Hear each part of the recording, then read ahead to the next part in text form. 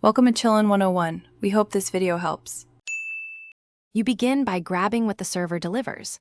Open the page, then use View Source or the Browser Inspector to inspect HTML, CSS, and initial scripts. Alternatively, run curl or wget to download the same raw response so you can search offline. These steps show what the browser receives. They explain why you see templates, assets, and JS but not hidden server code. Once done, organize files into a working folder so you can analyze linked scripts and style sheets. Now dive into dynamic behavior.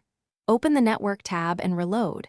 Capture JS, CSS, JSON responses, and API calls so you can map dependencies.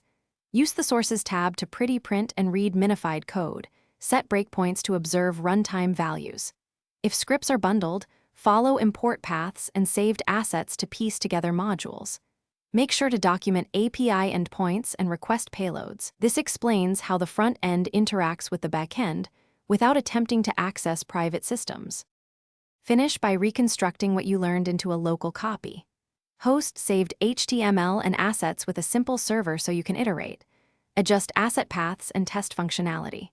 Use dev tools to replay API calls or mock responses when endpoints require authentication, and log console output to identify missing resources.